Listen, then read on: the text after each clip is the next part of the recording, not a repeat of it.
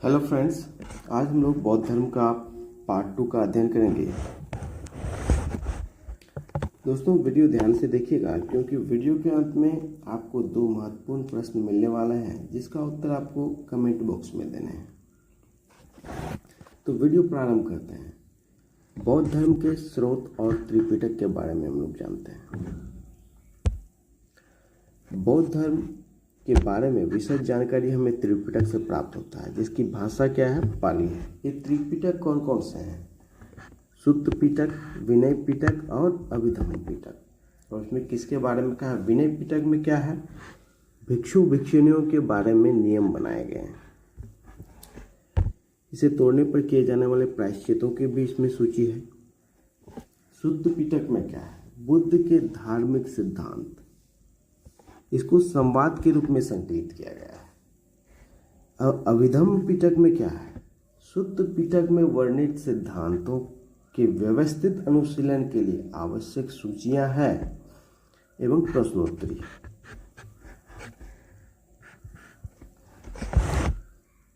इन त्रिपिटकों का संकलन किसने किया? वत्तगामिनी की देखरेख में पहली बार लिपिबद्ध किया गया था। वत्तगामिनी कौन थे? तो वत्तगामिनी पहली शताब्दी ईसा पूर्व में श्रीलंका के शासक थे। सुत्त पिटक के 5 निकाय क्या क्या हैं? दिग्, मंजिम, संयुक्त, अंगुत्तर और खुद्दक। जातक कथाएं किसमें है? जातक कथाएं क्या होती है? बुद्ध की पूर्व जन्म की कहानियां ही जातक कथाएं होती है। ये जातक कथाएं खुद्दक निकाय की 15 पुस्तकों में से एक। थेर गाथा और थेरी गाथा। थेर गाथा क्या है? बौद्ध भिक्षुओं के गीत। और थेरी गाथा क्या है? बौद्ध भिक्षुणियों के गीत। अब हम लोग बौद्ध धर्म के सिद्धांत और मान्यताओं के बारे में अध्ययन करेंगे। बौद्ध धर्म पूर्णतः अनिश्वरवादी है, मतलब कि इसमें ईश्वर की मान्यता नहीं है और इसमें आत्मा की भी परिकल्पना नहीं है। पुनर्जन्म के संबंध में इसमें पुनर्जन्म की मान्यता है। निर्वाण, तृष्णा के क्षीण हो जाने की अवस्था को बुद्ध ने निर्वाण कहा है। दुख, दुख के संबंध में उन्होंने कहा है कि विश्व जो है दुखों से भरा हुआ है। इसका सिद्धांत उन्होंने उपनिषद से लिया है।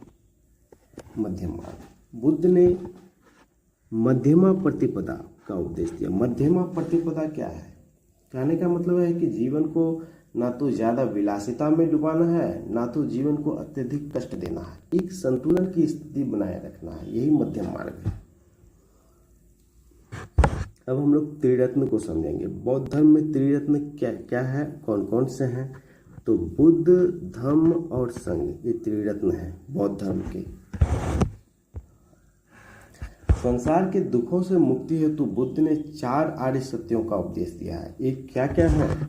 तो पहला है दुख, दूसरा दुख समुदाय, तीसरा दुख निरोध और चौथा है दुख निरोध गामिनी प्रतिपदा।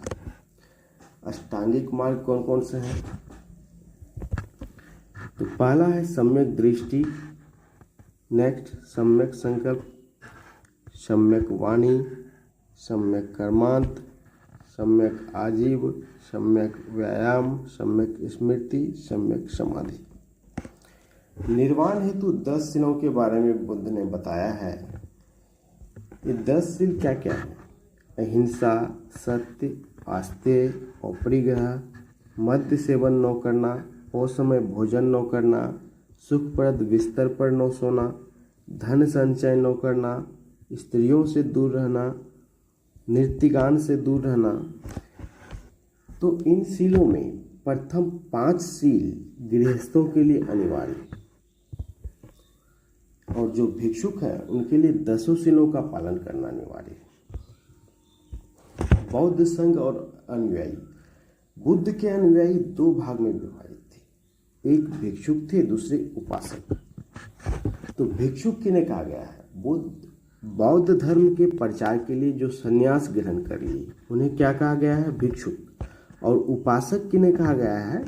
जो गृहस्थ जीवन भी व्यतीत कर रहे हैं और बौद्ध धर्म का भी पालन कर रहे हैं, अर्थात गृहस्थ जीवन व्यतीत करते हुए जो बौद्ध धर्म अपनाते हैं उन्हें उपासक कहा गया है। प्रवेश, तो संघ में सम्मिलित होने की एक न्यूनतम आयु है जो कि 15 वर्ष है, कि 15 वर्ष के बाद ही बौद्ध धर्म में शामिल हो सकते हैं। और दूसरा, संघ में प्रविष्टि होने को क्या कहा जाता है? उपसंपदा कहा जाता था। थ्योरी क्या है? बौद्ध धर्म की वरिष्ठ साध्वी। अब हम लोग बौद्ध सभाएं इनको पढ़ेंगे जिनसे एग्जाम्स में बहुत सारे क्वेश्चंस आते हैं। तो प्रथम बौद्ध संगति कब हुई? 483 ईसा पूर्व में। द्वितीय कब हुई? 383 ईसा पूर्व में। तृतीय 250 ईसा पूर्व में। और चतुर्थ 98 ईस्वी में। अब इनके स्थानों के बारे में जानेंगे कि प्रथम कहाँ हुई। तो प्रथम बौद्ध संगति राजगिरी में हुई, द्वितीय बौद्ध संगति वैशाली में हुई, तृतीय बौद्ध संगति पाटलिपुत्र में हुई एवं चतुर्थ बौद्ध संगति कुंडलवन में हुई जो कि कश्मीर में है। अब इनके अध्यक्षों को समझेंगे हम कि प्रथम बौद्ध संगति, इसकी अध्यक्षता किसने की है? महाकश्यप ने। द्वितीय बौद्ध संगति, इसकी अध्यक्षता किसने की है? सवाकाम्य ने। तृतीय बौद्ध संगति की अध्यक्षता किसने की है? मोगलीपुत्र तीसरे ने। और चतुर्थ बौद्ध संगति की अध्यक्षता किसने की है? वसुमित्र और अश्वघोष ने। अब किसके शासनकाल में हुई है? तो प्रथम बौद्ध संगति अजातशत्रु के शासनकाल में हुई है। अजातशत्रु किस वंश के थे? हर्यक वंश के थे, बिंबिसार के पुत्र थे। द्वितीय बौद्ध संगति कालाशोक के शासनकाल में हुई। कालाशोक शिशुनाग वंश से थे। तृतीय अशोक के शासनकाल में हुई जो कि मौर्य वंश के थे। चतुर्थ कनिष्क के शासनकाल में हुई जो कि कुषाण वंश के थे। इसमें जो चतुर्थ बौद्ध संगति में हुआ, बौद्ध धर्म दो भागों में बढ़ गया। कौन दो भाग थे? हीनयान एवं महायान। अब दोनों में अंतर को हम थोड़ा समझेंगे। महायान, इनका आदर्श बोधिसत्व है। ये दूसरे की कल्याण को प्राथमिकता देते हुए अपने निर्माण में विलंब करते हैं। हीनयान, इनका आदर्श अरहत पद को प्राप्त करना है, जो अपनी साधना से निर्वाण प्राप्त करते हैं। अब हम लोग बौद्ध धर्म से संबंधित प्रमुख ग्रंथ और लेखकों को देखेंगे। बुद्ध चरित्र अश्वघोष द्वारा लिखित है। संस्कृत में पहली बौद्ध पुस्तक है ये बुद्ध चरित्र। इसे बुद्धों का रामायण भी कहा जाता है। अश्वघोष की अन्य दो रचनाएं भी हैं। ये क्या क्या हैं? तो सौंदरानंद और वज्रसूची। ललित विस्तार क्या है? बुद्ध की जीवनी जो हीनयान के सर्वास्तिवाद संप्रदाय का ग्रंथ। विशुद्धि मग्गो, ये क्या है? बुद्ध घोष द्वारा रचित है, जिसे थेरवाद का विश्वकोश कहा जाता है। अब हम लोग कला और अन्य महत्वपूर्ण तथ्यों को पढ़ेंगे। त्योहार, सबसे पवित्र त्योहार वैशाख पूर्णिमा या बुद्ध पूर्णिमा। तो इस दिन का महत्व क्यों है? बौद्ध धर्म में ये दिन बहुत ही महत्वपूर्ण है क्योंकि इसी दिन बुद्ध का जन्म हुआ था, उन्हें ज्ञान की प्राप्ति हुई और महापरिनिर्वाण भी हुआ। मूर्तियाँ, सर्वाधिक बुद्ध मूर्तियों का निर्माण गांधार शैली में हुआ, लेकिन बुद्ध की प्रथम मूर्ति मथुरा कला में बनी है।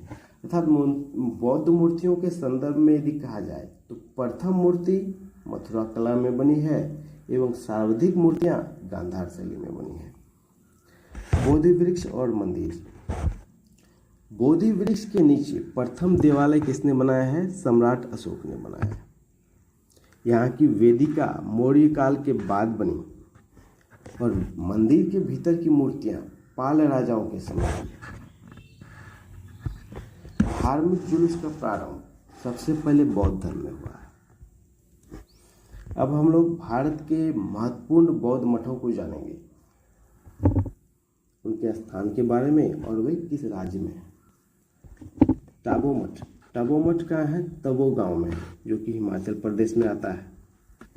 नामग्याल मठ धर्मशाला में है, ये भी हिमाचल प्रदेश में है। और सासुर मठ ये लाहौल स्पीति में है, ये भी हिमाचल प्रदेश में है। हेमिस और थिक्से ये दो मठ लद्दाख में है। मिड्रालिंग मठ, मिड्रालिंग मठ कहाँ है? देहरादून में है, जो कि उत्तराखंड में आता है। रूमटेक मठ गंगटोक में है, जो कि सिक्किम में आता है। तवांग मठ तवांग में है, जो कि अरुणाचल प्रदेश में आता है। नामद्रालिंग मठ मैसूर में है, जो कि कर्नाटक में आता है। बोधिमंडा मठ बोध गया में है, जो कि बिहार में आता है। दोस्तों, वीडियो समाप्त करने से पहले मैं आप लोगों से 2 महत्वपूर्ण प्रश्न पूछ रहा हूं, जिसका उत्तर आपको कमेंट बॉक्स में देना है। तो प्रथम प्रश्न है, किस बौद्ध संगीति में बौद्ध धर्म 2 भागों में बढ़ गया? और दूसरा प्रश्न है कि बौद्ध धर्म का प्रचार प्रसार करने के लिए जो गृह त्याग करते हैं, संन्यास ग्रहण करते हैं, उन्हें क्या कहा जाता है? दोस्तों, नेक्स्ट पार्ट में हम इससे संबंधित क्विज का अध्ययन करेंगे। यदि वीडियो अच्छा लगे तो लाइक कर दीजिएगा और इस तरह के अपडेट्स पाने के लिए चैनल को सब्सक्राइब कर लीजिएगा। धन्यवाद दोस्तों।